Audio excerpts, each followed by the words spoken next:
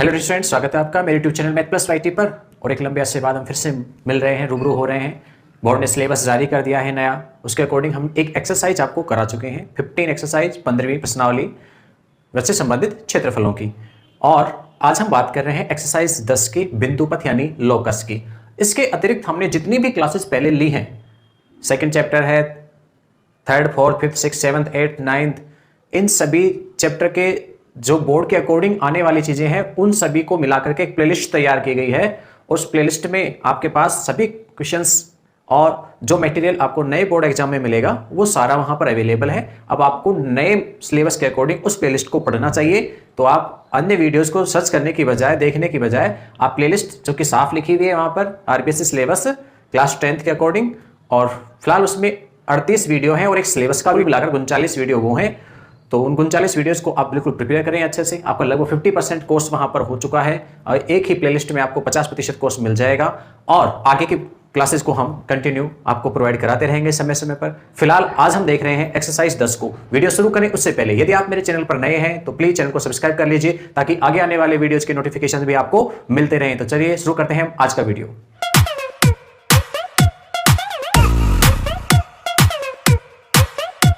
Students, हमारे पास topic है आज बिंदुपथ। बिंदुपथ होता क्या है? जैसा कि नाम से ही पता है, बिंदु का पथ, यानी कोई एक बिंदु है, वो बिंदु किसी नियम या प्रतिबंध के अनुसार गति करता है। गति करेगा तो कोई पथ पर चलेगा, तो उसके द्वारा तय किया गया जो पथ होता है उसी पथ को हम क्या कहते हैं? बिंदु पथ कहते हैं। जैसे हमने किसी बॉल को यहां से फेंका तो बॉल इस प्रकार से हमारे पास आती है। बॉल इस प्रकार से रास्ता तय करती हुई आती है, तो बॉल को यदि बिंदु मान लिया जाए तो ये बॉल द्वारा तय किया गया रास्ता है, या कहें तो बिंदु पथ है। बॉल का क्या है? ये बिंदु पथ है। बिंदु पथ हमेशा कोई ना कोई ज्योमितीय आकृति बनाता है। किसी न किसी समतलीय आकृति के रूप में जो ज्योमितीय आकृति होती है वो कोई ना कोई ज्योमितीय आकृति बनाता है। अब वो प्रतिबंधों पर डिपेंड करता है कि हमने किस प्रतिबंध के अनुसार उस बिंदु को गमन करवाया है, उसको रास्ता दिखाया है। तो बिंदु का बिंदु पथ क्या होता है? एक बिंदु द्वारा दिए गए प्रतिबंधों के अधीन तय किया गया रास्ता क्या कहलाता है? बिंदु पथ कहलाता है। और बिंदु पथ एक ज्योमितीय आकृति होती है। वो एक सरल रेखा हो सकती है, वो कोई अन्य वक्र रेखा के रूप में आ सकती है, या कोई अन्य प्रकार का वक्र या कर्व हो सकता है। ठीक है, अब वो क्या क्या हो सकते हैं, हम उन सभी के बारे में एक एक से बात कर रहे हैं। कुछ बिंदु पथ के उदाहरण आपको देते हैं। सबसे पहले हम वृत्त की परिभाषा देते हैं बिंदु पथ के अकॉर्डिंग क्या होती है। देखो, आपने कभी किसी बकरी को खूंटे से बंधे हुए देखा है? ये खूंटा है। कोई खूंटा क्या होता है? एक स्थिर जगह होती है। हम जमीन में कोई लकड़ी का टुकड़ा है, पत्थर गाड़ देते हैं, जो क्या होता है? खूंटा होता है। इस खूंटे से, रस्सी से आपने एक बकरी को बांध रखा है। बकरी को मैं एक बिंदु के रूप में मान रहा हूं। ये क्या है? रस्सी है। साकड़ मान लीजिए लोहे की, रस्सी नहीं तो ये रस्सी है जिससे कि बकरी बंधी हुई है, और बकरी के सामने यहां पर हमने घास डाल दिया जिस तक बकरी पहुंच नहीं पा रही है। और बकरी मान लीजिए भूखी है, तो क्या करेगी? बकरी है वो ताकत लगा के इस रस्सी को खींच करके चारों तरफ इस प्रकार से वो घूमेगी। तो ये जो बकरी है वो इस प्रकार से राउंड लगाएगी किनारे किनारे यहां पर। तो इस बकरी को बिंदु माना जाए तो वो जिस प्रकार से यहां घूमेगी, तो ये जो उसके द्वारा रास्ता जो बनेगा, जिस रास्ते पे वो घूमेगी चारों ओर यहां खींच के, तो आप देखेंगे सभी जगह रस्सी तनी हुई होगी। तो जितनी रस्सी ये है वो सभी जगह पर इतनी ही रहेगी, इसमें कोई फर्क नहीं पड़ेगा। क्यों? क्योंकि रस्सी नियत होगी। ऐसा तो है नहीं कि खींच करके दुगनी हो जाएगी, जितनी है उतनी ही रहेगी। मान लीजिए लोहे की है सर्कल, तो उतनी ही लंबाई में रहेगी, तो घूमती रहेगी इसी प्रकार से। तो ये जो उस बिंदु के द्वारा, कहें तो बकरी के द्वारा तय किया गया जो रास्ता है, ये सरल भाषा में क्या कहलाता है? वृत्त कहलाता है। एक वृत्त की बहुत ही सिंपल सी डेफिनेशन मैंने आपको दी है, परिभाषा दी है कि हम एक खूंटे से बकरी को बांधे, और ये रस्सी है जो कि नियत है। बकरी यहां पर है, हमने यहां पर घास फूस डाला उसके खाने के लिए, वो उस तक पहुंच नहीं पाती है, तो वो चक्कर लगाएगी। तो उसके द्वारा ये जो तय किया गया पथ है वही क्या कहलाता है? वृत्त कहलाता है। अब इसको गणितीय रूप में समझिए क्या है। जो इस आपके पास खूंटा है उसको तो कहते हैं समतल में स्थिर बिंदु। क्या कहते हैं? समतल में स्थिर बिंदु। ये तो समतल का एक स्थिर बिंदु है। और ये जो आपके पास बकरी के गले में बंधी हुई रस्सी है वो है एक नियत दूरी। क्या है? नियत दूरी। और ये बिंदु है बकरी। तो इस परिभाषा को मैं नए सिरे से दूं तो इसकी सहायता से गणितीय परिभाषा क्या होगी वो देखिए। परिभाषा, किसी तल में, कोई एक तल है समतल, उस तल में एक स्थिर बिंदु, खूंटा था उसको क्या कह दिया हमने? स्थिर बिंदु। किसी तल में एक स्थिर बिंदु से नियत दूरी, जो रस्सी है उसको क्या कह रहे हैं हम, नियत दूरी पर स्थित बिंदु का बिंदुपथ, बिंदु क्या है, बकरी, उस बिंदु का बिंदुपथ क्या कहलाता है, वृत्त कहलाता है। फिर से समझ लीजिए, किसी तल में एक स्थिर बिंदु से नियत दूरी पर स्थित बिंदु का बिंदुपथ क्या कहलाता है, वृत्त कहलाता है। और स्थिर बिंदु वृत्त का केंद्र, इस स्थिर बिंदु को क्या कहते हैं, वृत्त का केंद्र कहते हैं। ये कोई वृत्त है तो बीच में जहां हमने खूंटा गाड़ा था वो क्या है, वृत्त का केंद्र कहलाता है। और जो नियत दूरी है, ये जो नियत दूरी थी, रस्सी थी, वो वृत्त की त्रिज्या कहलाती है। और ये त्रिज्या पूरे वृत्त में आप कहीं भी माप सकते हैं, सब जगह समान होगी। आप यहां मापेंगे तो भी उतनी होगी, यहां मापेंगे तो भी उतनी होगी, यहां मापेंगे तो भी उतनी होगी। यानी पूरे वृत्त में त्रिज्या समान होती है, क्योंकि दूरी कैसी है, नियत है। तो सभी जगह नियत ही रहेगी, स्थिर रहेगी, बदलाव नहीं होगा। तो पूरे वृत्त में त्रिज्या एक समान होती है, आप कहीं पर भी उसे माप सकते हैं। तो परिधि को और केंद्र को मिलाते ही त्रिज्या बन जाएगी, तो त्रिज्या कहते हैं। परिधि की भी बात करें आप तो इस वृत्त की चारों ओर की माप को क्या कहते हैं, हम परिधि कहते हैं। पहले भी बात कर चुके हैं 15वें चैप्टर में। तो ये एक बिंदु का बिंदुपथ है। यहां पर प्रतिबंध मिले हमें दो, क्या, किसी तल में एक स्थिर बिंदु होना चाहिए और उससे नियत दूरी पर बिंदु होना चाहिए, तो फिर उसका जो बिंदुपथ बनेगा वो क्या कहलाएगा, वृत्त कहलाएगा। तो दो प्रतिबंधों के अधीन इस बिंदु ने क्या किया, रास्ता तय किया, पथ बनाया, तो पथ क्या कहलाया, वृत्त कहलाया। तो आगे होगी परिभाषा समझ में वृत्त की। चलिए नेक्स्ट और भी हम बिंदुपथों के उदाहरण देखते हैं। अब हम बात कर रहे हैं दो समांतर रेखाएं हैं, कोई L और M, उनसे समान दूरी पर स्थित समदूरस्थ बिंदु का बिंदुपथ। दोनों रेखाओं से बराबर दूरी पर स्थित बिंदु का बिंदुपथ। तो दोनों से बराबर दूरी पर मान लीजिए कोई बिंदु यहां पर है, वो यहां भी है, यहां पर है। इन दोनों रेखाओं से बराबर दूरी पर कहां आएगा, इन दोनों रेखाओं के बीचों बीच में होगा। तो ये बिंदु है, इन सभी बिंदुओं को हम मिला देंगे तो ये क्या कहलाएगा, बिंदुपथ कहलाएगा। किसका, इन दो समांतर रेखाओं से समान दूरी पर स्थित बिंदु का बिंदुपथ कहलाएगा।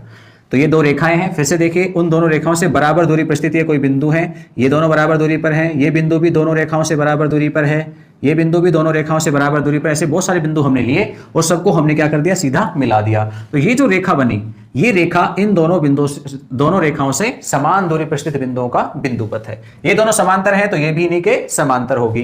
तो ये जो बिंदुपथ बनेगा वो क्या बनेगा, वो बनेगा दोनों रेखाओं के, दोनों समांतर रेखाओं के मध्य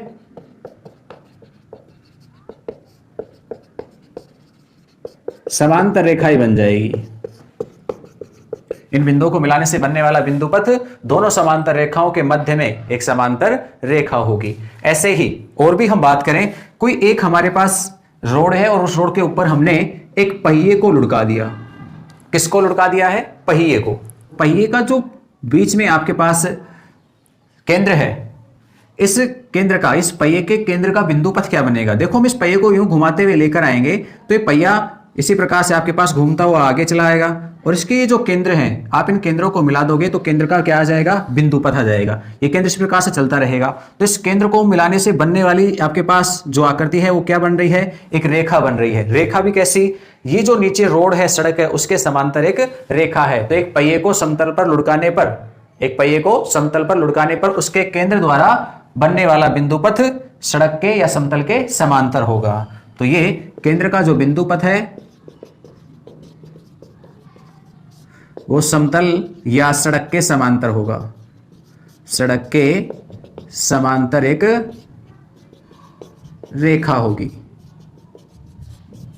तो ऐसे बहुत सारे आपके पास बिंदुपथ के उदाहरण हो सकते हैं। आप उन्हें अपने हिसाब से प्रतिबंधों को देखें, प्रतिबंधों के हिसाब से ही अलग अलग आपके पास आकृतियां बनेंगी। यहां हमने पहले बात की किसके लिए, एक बॉल हमने फेंकी थी शुरुआत में, हम बॉल को यहां से हवा में पे आकाश में फेंकते तो किसी प्रकार से वो जमीन पे आके गिरती है। ये आकृति कैसी है, परवलयाकार।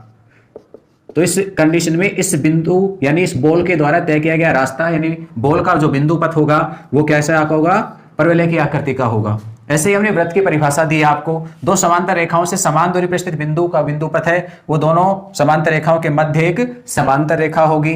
हमने एक पहिए को समतल पर लुढ़काया तो उस कंडीशन में केंद्र का जो बिंदुपथ है वो भी समतल के समांतर ही एक या सड़क के समांतर एक रेखा होगी। ऐसे ही और भी आपके पास उदाहरण हो सकते हैं बिंदुपथों के, वो आप प्रतिबंध को पढ़ेंगे और उसी के हिसाब से उनके जवाब देंगे। ठीक है, इन्हीं बिंदुपथों के आगे किस चीज की बात करें हम, तो आगे इसी में हमारे पास एक टॉपिक है, कहा गया कि दो दिए गए बिंदुओं से समदूरस्थ बिंदुओं का बिंदुपथ वो क्या होगा। तो उससे संबंधित हमारे पास एक प्रमेय है, थ्योरम 10.1, प्रमेय है 10.1। दिए हुए दो बिंदुओं से समदूरस्थ दो बिंदु हैं दिए गए हैं, उनसे समदूरस्थ किसी बिंदु का बिंदुपथ उन्हें मिलाने वाले रेखाखंड का लंबसम द्विभाजक होता है। फिर से समझिए क्या कह रहा है, कोई दो बिंदु दिए गए हैं और दो बिंदु हैं, एक का नाम ए ले लेते हैं हम और दूसरे का नाम बी ले लेते हैं। ये कोई दो बिंदु हैं, इन दो बिंदुओं से समान दूरी पर स्थित, समदूरस्थ यानी समान दूरी पर स्थित किसी बिंदु का, इन दोनों से समान दूरी पर कोई बिंदु है समतल पर P, तो इस बिंदु P का बिंदुपथ उन्हें मिलाने वाले रेखाखंड, ये जो A और B बिंदु है इनको मिलाने वाला जो रेखाखंड है का लंब समद्विभाजक होता है। AB का लंब समद्विभाजक जो इस बिंदु P का क्या कहलाएगा, बिंदुपथ। लंब समद्विभाजक क्या होता है, A और B का लंबवत समद्विभाजन करने वाला रेखाखंड। तो ये रेखाखंड इस AB, A और B दोनों बिंदुओं से समान दूरी पर स्थित बिंदु का बिंदुपथ होगा। ऐसा आपको सिद्ध करना है। तो हम इस चीज को प्रूफ देना चाहें तो आपको क्या क्या चीजें मिली, आपको मिले दो बिंदु और उनसे समदूरस्थ कोई एक बिंदु, दो बिंदु मिले हैं और उनसे समदूरस्थ एक बिंदु P मिला है। आपको क्या सिद्ध करना है, आपको सिद्ध करना है कि इस बिंदु P का जो बिंदुपथ होगा वो बिंदुपथ रेखाखंड का लंब समद्विभाजक होगा। ये ऐसा सिद्ध करना है आपको, ठीक है। तो क्या करेंगे, आप सबसे पहले जो दे रखा है आपको उसे लिखना है। प्रमेय जब भी सिद्ध करनी है सबसे पहले जो राशि आपको दी जाती है, प्रमेय में जो कुछ स्टेटमेंट मिला है आपको उसे लिखना है कि क्या मिला हमको। तो दिया गया है बिंदु हमने कौन कौन से लिए, ए और बी, दो बिंदु ए व बी है तथा तल पर एक बिंदु P इस प्रकार है, तल पर बिंदु P इस प्रकार है कि P से A की दूरी और P से B की दूरी बराबर है यानी समदूरस्थ है। बिंदु P A और B से समदूरस्थ है यानी P से A तक की दूरी और P से B तक की दूरी दोनों कैसी हैं, समान है। ऐसा दिया गया है तो हमने लिख दिया है। आगे आगे आपको सिद्ध करना है, क्या सिद्ध करना है,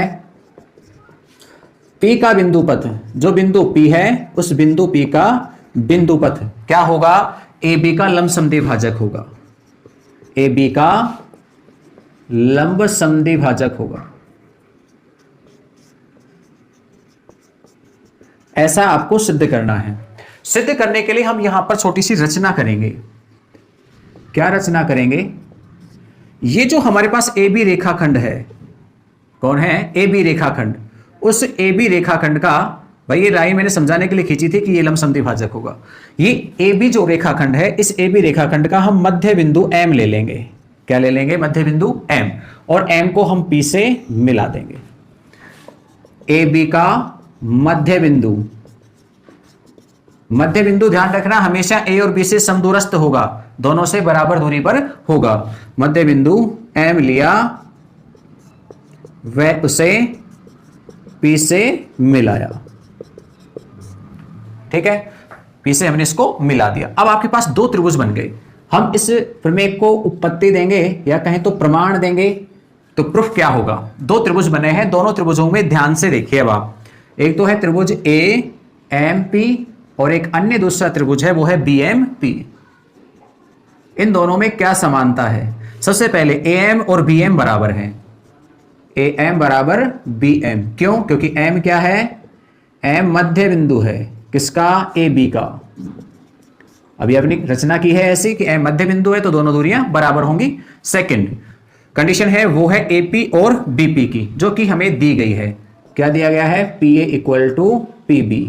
ये आपको मिला है कि दोनों भुजाएं बराबर हैं, ये वाली, तो ये दोनों कैसी हो गई, बराबर हो गई। तीसरी PM दोनों ही त्रिभुजों में उभयनिष्ठ है, PM इक्वल टू PM, ये कैसी है, उभयनिष्ठ। और हमने 9th क्लास में पढ़ा है कि एक त्रिभुज की तीनों भुजाएं दूसरे त्रिभुज की संगत भुजाओं के साथ बराबर हो तो दोनों त्रिभुज सर्वांगसम कहलाते हैं। और कौन से नियम से, SSS सर्वांगक्षमता के नियम से, या कहें तो CPCT से। त्रिभुज पहला AMP, ये सर्वांगक्षम होगा किसके साथ, त्रिभुज BMP के। और जब दोनों त्रिभुज सर्वांगक्षम होंगे तो क्या होगा, संगत कोण बराबर होंगे।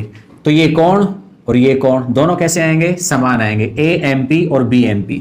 M पे बनने वाले कोण समान होंगे तो कोण AMP इक्वल टू कोण BMP। बट बिंदु M एक सरल रेखीय कोण प्रदर्शित करता है, तो इस AB रेखाखंड में बिंदु M पर बनने वाले कोणों का योग 180 होगा। तो कोण AMP और कोण BMP दोनों का योग कितना होगा 180, दोनों बराबर भी हैं तो कोण AMP, और BMP की जगह भी कितना लिख सकता हूं, BMP AMP समान ही है तो यहां भी क्या आ जाएगा AMP, दोनों जुड़ करके दो कोण AMP हो जाएंगे बराबर में 180, दो का भाग दे देंगे 180 में तो AMP का मान कितना आ जाएगा 180/2 यानी 90 डिग्री। देखो M मध्य बिंदु है पहले से, इसका मतलब उसने AB का समद्विभाजन किया है और ये कोण भी कितने का है 90 डिग्री का है, तो लंबवत समद्विभाजन किया है तो कैसा कहलाएगा लंब समद्विभाजक। ठीक है, M और P ये दोनों A और B से समदूरस्थ बिंदु है तो इनको मिलाने वाला जो रेखाखंड है वो AB का क्या है लंब समद्विभाजक है। लंब हमने प्रूफ कर दिया है और समद्विभाजक हमने इसमें रचना में लिया था कि M उसका मध्य बिंदु है, मध्य बिंदु है तो समद्विभाजन होगा, तो आप कह सकते हो इसलिए MP AB का लंब समद्विभाजक है। और ये आपको सिद्ध करना था, तो ये प्रमेय थी आपके पास 10.1। आपको इस प्रमेय का कथन याद रहना चाहिए, बहुत जरूरी है। ये जो ब्लू लाइन में हमने लिखा है ये याद रहना चाहिए कि कोई भी दो बिंदु है दिए गए दो बिंदुओं से समदूरस्थ समान दूरी पर स्थित बिंदु का बिंदुपथ दिए गए बिंदु को मिलाने वाले रेखा का या रेखाखंड का लंब समद्विभाजक होता है। तो ये आपको याद रहना चाहिए, आगे क्वेश्चन सोल्व करने में आपके काम आएगा। प्रमेय जहां तक है एग्जाम में अभी तो कभी पूछी नहीं गई है, फिर भी पूछ ले तो उसका भी प्रूफ हमने आपको दे दिया है यहां पर, तो आप इसे नोट कर सकते हैं, स्क्रीनशॉट ले सकते हैं। इसी प्रमेय 10.1 पर आधारित हमारे पास एक एग्जाम्पल है, कहता है एक आधार BC है, एक ही आधार क्या है BC, उस BC आधार पर 3 समद्विबाहु त्रिभुज जिसमें से पहला PBC है, दूसरा QBC है व तीसरा RBC है। सिद्ध कीजिए कि P, Q व R तीनों क्या है समरेख हैं, तीनों बिंदु एक ही रेखा पर स्थित हैं। देखो हमने एक BC आधार लिया और BC आधार पर 3 त्रिभुज बनाए, पहला PBC समद्विबाहु त्रिभुज है तो BC आधार को तो छोड़िए तो बाकी दो भुजाएं बराबर हो गई। नेक्स्ट इसी BC आधार पर दूसरा त्रिभुज बना है QBC, हमने एक और बना दिया देखो QBC, ये भी समद्विबाहु त्रिभुज है तो ये दोनों भुजाएं भी कैसी होंगी समान होंगी। फिर तीसरा त्रिभुज है RBC, ऊपर की बजाय नीचे बना दिया, आप चाहो तो यहां ऊपर भी खींच सकते हो इसको, उससे कोई फर्क नहीं पड़ रहा आप ऊपर वाले हिस्से में बनाते हैं या नीचे वाले में। तो ये भी समद्विबाहु त्रिभुज है तो ये दोनों भुजाएं कैसी हो गई है समान, आधार को छोड़ दीजिए बाकी दोनों भुजाएं कैसी हैं सभी में समान है। समद्विबाहु त्रिभुज है तो दो भुजाएं बराबर होंगी, तो ये आपके पास तीनों त्रिभुज है। तो देखिए इन दो बिंदुओं से समान दूरी पर स्थित बिंदु है क्यों, ठीक है, तो क्यों है वो इस BC आपके पास रेखाखंड है उसके लंब समद्विभाजक पर होगा। ऐसे ही PB B और C से बराबर दूरी पर है तो अभी जो हमने प्रमेय पढ़ी उस प्रमेय के हिसाब से BC के लंब समद्विभाजक पर PB स्थित होगा। और ऐसे ही इस RBC त्रिभुज की हम बात करें तो R बिंदु भी B और C से समान दूरी पर है, इसलिए समदूरस्थ होने की वजह से प्रमेय 10.1 से ये BC के लंब समद्विभाजक पर स्थित होगा। तो हम Q को P को और R को मिला दें तो ये तीनों किस पर आ जाएंगे BC के लंब समद्विभाजक पर स्थित हो जाएंगे। तो हम लिख सकते हैं इस चीज के लिए यहां पर इसका प्रूफ क्या होगा सिद्ध करने के लिए प्रमाण, तो क्या मिलेगा प्रमेय 10.1 से B व C से बिंदु P, Q व R कैसे हैं समदूरस्थ हैं, इसलिए P, Q व R BC के लंब समद्विभाजक पर स्थित होंगे, समद्विभाजक पर स्थित होंगे। और जब एक रेखा पर स्थित हैं तो P, Q, R कैसे हो गए समरेख हो गए। एक ही रेखा पर स्थित होना क्या कहलाता है समरेख होना, तो P, Q, R, S कैसे हैं समरेख है। फिर से समझ लीजिए कि बिंदु P B और C से समदूरस्थ है तो उसके लंब समद्विभाजक पर होगा, क्यों भी B और C से समदूरस्थ है इसलिए लंब समद्विभाजक पर होगा। और R बिंदु भी B और C से समान दूरी पर है क्योंकि समद्विबाहु त्रिभुज है इसलिए ये भी लंब समद्विभाजक पर स्थित होगा, तो लंब समद्विभाजक एक ही होगा, अलग तो आएगा नहीं BC का। तो एक ही रेखा पर तीनों बिंदु स्थित है इसलिए कैसे कहलाएंगे समरेख कहलाएंगे या संरेख कहलाएंगे। ठीक है, ले लीजिए स्क्रीनशॉट। ऐसे ही हमारे पास बिंदुपथ से संबंधित एक और प्रमेय है और उस प्रमेय के कॉन्सेप्ट के लिए पॉइंट है हमारे पास दो प्रतिच्छेदी रेखाओं से समदूरस्थ बिंदु का बिंदुपथ। दो रेखाएं, पहले तो हमने बात की थी किस रूप में कि दो बिंदु हो आपके पास, उन दो बिंदुओं से समदूरस्थ कोई बिंदु है उसका बिंदुपथ क्या होगा। सेकंड हम बात करें दो प्रतिच्छेदी रेखाएं, दो रेखाएं आपस में एक दूसरे को प्रतिच्छेद करती हैं काटती हैं तो फिर उनसे समदूरस्थ बिंदु हो तो उसका बिंदुपथ क्या होगा। तो यहां देखिए दो रेखाएं हैं एक दूसरे को प्रतिच्छेद कर रही हैं, ठीक है, तो इन दोनों रेखाओं से समान दूरी पर स्थित कोई बिंदु P है, P दोनों रेखाओं से बराबर दूरी पर है। अब रेखाओं से दूरी कैसे मापी जाती है, बिंदु से रेखा पर लंब डाल दिया जाता है और उस लंब की लंबाई को ही इस रेखा से बिंदु की दूरी कहते हैं। ऐसे ही हम इधर भी लंब डाल सकते हैं, तो यहाँ ये दूरी, ये दोनों दूरियां कैसी हैं, समान है, दोनों रेखाओं से बिंदु P बराबर दूरी पर है, ऐसा आपको दे दिया गया है। ठीक है, तो उसी से संबंधित एक प्रमेय है 10.2, क्या कहती है कि दो प्रतिच्छेदी रेखाओं से समदूरस्थ बिंदु का बिंदुपथ, दो प्रतिच्छेदी रेखाएं हैं, उन दोनों प्रतिच्छेदी रेखाओं से समदूरस्थ बिंदु P का बिंदुपथ क्या है, उन रेखाओं से बने कोणों के समद्विभाजकों का युग्म होता है। ये जो रेखाएं हैं इनके द्वारा जो बने हुए कोण हैं उन कोणों के समद्विभाजकों का एक जोड़ा या युग्म होता है। देखो आप देखेंगे तो रेखाएं जब एक दूसरे को काटती हैं तो चार कोण बनाती हैं, दो न्यून कोण बनेंगे और दो कैसे बनेंगे, अधिक कोण बनेंगे। ठीक है, तो एक तो न्यून कोण का समद्विभाजक होगा और एक अधिक कोण का समद्विभाजक होगा। फिलहाल हमने जो बनाया है वो न्यून कोण पे बनाया है, ऐसा ही आप चाहें तो बिंदु P इधर भी ले सकते हो, किस पर, अधिक कोण पर, नीचे या ऊपर वाले भाग में। तो ये आपके पास न्यून कोण के अंत्य भाग में हमने एक बिंदु लिया है P, ये बिंदु P दोनों ही रेखाओं से समान दूरी पर है, यानी समदूरस्थ है, समान दूरी पर है। दूरी के लिए फिर से कह रहा हूं, बिंदु से रेखा पर लंब डालेंगे तो वो क्या आएगी, दूरी आएगी। तो हमने यहां से लंब डाल दिया है, यहां से यहां भी लंब डाल दिया है। मान लीजिए ये बिंदु A है लंब डाला हुआ, और ये क्या है, B है, और ये देखिए बिंदु O है, O बिंदु दोनों रेखाओं से बराबर दूरी पर है, यानी यहाँ पे डिस्टेंस 0 है, तो दोनों रेखाएं काट रही हैं, तो ये भी दोनों रेखाओं से समदूरस्थ है, जो दूरी नहीं है उनके बीच, तो 0 है। तो हम O को P से मिला लेंगे, क्या कर देंगे, O को P से मिला देंगे। ये हमने एक छोटा सा कार्य किया रचना का, O को किससे मिलाया है, P से। हमारे पास दो त्रिभुज बन गए यहाँ पर, हम इन दोनों त्रिभुजों पर काम करेंगे। पहले प्रमेय दे रखिए, क्या दिया है उसको लिखते हैं, जो दिया गया है उसे हम लिख देंगे। यहाँ पर क्या दिया है, दो प्रतिच्छेदी रेखाएं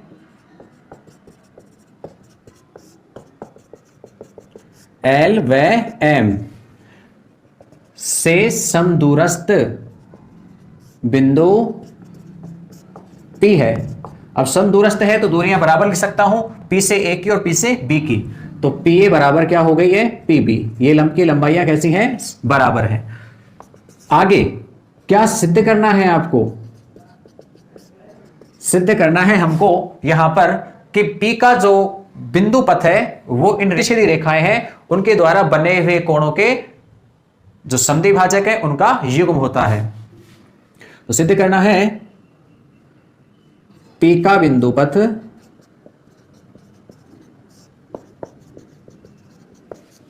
रेखाओं से निर्मित कोणों का समद्विभाजक होता है। ठीक है, संधिभाजक युग्म हो जाएगा। हम एक की यहां पे बात कर रहे हैं, दूसरे की करेंगे तो जोड़ा बन जाएगा। फिलहाल एक की कर रहे हैं इसलिए मेरे संधिभाजक होता है क्योंकि एक ही खींची गई है। हमने रचना की थी एक, क्या किया था हमने रचना में, O को P से मिलाया था, और अब इसको प्रमाण देंगे, यानी उपपत्ति लिखें इसकी। तो उपपत्ति में क्या है वो देखिए, आपके पास दो छोटे छोटे त्रिभुज है OBP और OAP, त्रिभुज OAP व त्रिभुज OBP में दोनों में क्या समानताएं हैं वो आप लिखते चले जाइए। एक तो है आपके पास देखो कोण 90 का, यहां भी कोण 90 का, तो कोण A और कोण B इक्वल टू 90 डिग्री है। सेकंड, आपके पास OP उभयनिष्ठ भुजा है, OP दोनों में है उभयनिष्ठ। ये कहां से आई OP, रचना से आ गई आपके पास। तीसरा, PA और PB बराबर दे रखे हैं, फर्स्ट में दिया गया है PA इक्वल टू PB, बिंदु P दोनों रेखाओं L और M से बराबर दूरी पर है। अब आप यहां पे ध्यान दीजिए, 90 का मतलब है ये क्या है, समकोण है। समकोण के सामने वाली भुजा को हम कर्ण कहते हैं, तो OP दोनों ही के लिए कर्ण हो गया। इसके अलावा ये एक भुजा है। तो हमने 9th क्लास में पढ़ा सर्वांगक्षमता का एक नियम जिसमें समकोण कर्ण भुजा है, क्या कहते हैं हम उसे, RHS।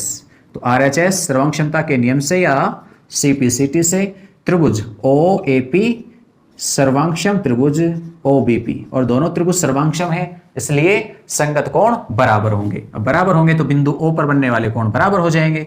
तो एक होगा BOP और दूसरा होगा AOP। इसका मतलब कोणों का क्या हो गया है, समद्विभाजन। तो बिंदु P कहां पर स्थित है, इस कोण के समद्विभाजक पर स्थित है। तो यही चीज हमें सिद्ध करनी थी कि बिंदु P का बिंदुपथ क्या है, उस कोण का समद्विभाजक होता है। इसलिए P कोण BOA या AOB के समद्विभाजक पर स्थित है।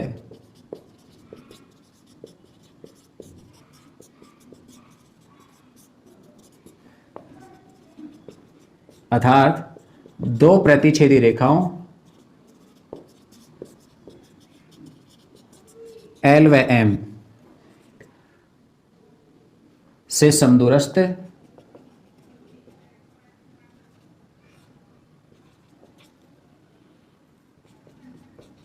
बिंदु का बिंदु पथ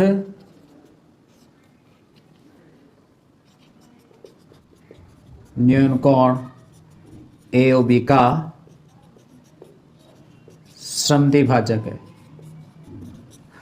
तो फाइनली अर्थात हम ये कह सकते हैं कि दो प्रतिच्छेदी रेखाओं एल व एम से समदूरस्थ बिंदु का जो बिंदु पथ है इस न्यून कोण ए ओ बी का क्या है, समद्विभाजक है। ऐसा ही हमको सिद्ध करना था। तो ये प्रमेय 10.2 का आपके पास वेरिफिकेशन है, कहीं तो प्रमाण है, और इसी से संबंधित आपके पास एक उदाहरण है, हम उसे भी देख लेते हैं साथ साथ। एग्जाम्पल 2 को देखिए, कहता है चतुर्भुज एबीसीडी के कोण बी और सी के अर्धक यानी समद्विभाजक P पर मिलते हैं, सिद्ध कीजिए कि बिंदु P समभुजा AB व CD से समदूरस्थ है। पहले हम डायग्राम की बात करते हैं। आपको एक चतुर्भुज के बारे में कहा गया, ये कोई एक चतुर्भुज है, कैसा भी बना सकते हो, स्वैच्छिक है, आपकी मर्जी है, ठीक है। अब इसमें A, B, C और D मैंने इनको नाम डाल दिए हैं। अब कहा उसने कोण B का अर्धक यानी कोण समद्विभाजक और C का कोण समद्विभाजक, ये दोनों कहां मिलते हैं, P पर मिलते हैं।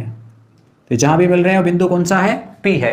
अब अर्धक के लंब समद्विभाजकों की बात हो रही है, दो प्रतिच्छेदी रेखाएं हैं, और अभी पीछे हमने प्रमेय पढ़ी है 10.2 कि कोणों का जो अर्धक है वो अर्धक दोनों रेखाओं से बराबर दूरी पर होता है। तो हम यहाँ पे लंब डाल सकते हैं। ऐसे ये भी अर्धक है तो ये भी इन दोनों रेखाओं से, इससे और इस वाली से, दोनों भुजाओं से कैसा होगा, समदूरस्थ होगा, समान दूरी पर होगा।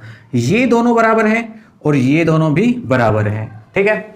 अब ये लंब डाले हैं, लंबों को नाम डाल देता हूं मैं यहां पर कि मान लीजिए ये आपके पास M है, ये N है और ये आपके पास Q है मान लीजिए। तो क्या मिला आपको, दिया है चतुर्भुज ABCD में कोण B व कोण C के अर्धक P पर मिलते हैं, इसलिए क्या क्या हो जाएंगे, PM लंब होगा AB पर, PM लंब AB, ऐसे ही PN लंब BC, और तीसरा है PQ लंब CD। सिद्ध क्या करना है, हमको सिद्ध करना है कि बिंदु P समभुजा AB और CD से बराबर दूरी पर है। बराबर दूरी का मतलब है PM और PQ बराबर हैं। तो सिद्ध करना है PM इक्वल टू PQ। देखिए बिंदु P से ये रेखा कितनी दूरी पर है, PM दूरी पर, और CD भुजा कितनी दूरी पर है, PQ दूरी पर। तो ये दूरियां कैसी हैं, ये दूरियां कैसी हैं, समान है, समदूरस्थ हैं, ऐसा हमें प्रदर्शित करना है। और इसके लिए हम प्रमाण देंगे। तो प्रमाण में हम प्रमेय 10.2 को काम में लेंगे। 10.2 के कथन से कि कोण समद्विभाजक परिस्थित बिंदु से दोनों रेखाएं समान दूरी पर होती हैं, तो PM और PN बराबर होंगी, PM इक्वल टू PN। और इधर वाले पे आ जाएं तो ये भी कोण समद्विभाजक है, तो कोण समद्विभाजक पर स्थित बिंदु P है वो दोनों भुजाओं से समदूरस्थ होगा, तो PN और PQ बराबर होगा। तो PN इक्वल टू PQ, 1 व 2 से क्या हो जाएगा, PN का मान रख देंगे हम, तो PN की जगह कितना रख देंगे, PQ। तो PM इक्वल टू PQ, ऐसा ही हमको प्रदर्शित करना था, सत्यापित करना था, मिल गया। तो गाइज ये थी हमारे पास एक्सरसाइज 10 से संबंधित दो प्रमेय की जानकारी हमने यहाँ पे दी, साथ में बताया बिंदु पथ क्या होता है। आप स्क्रीनशॉट ले लीजिए। नेक्स्ट वीडियो में हम एक्सरसाइज को लेकर आएंगे, तब तक के लिए इजाजत दीजिए, बाय। वीडियो अच्छा लगे तो लाइक जरूर करें, अपने दोस्तों के पास शेयर करें।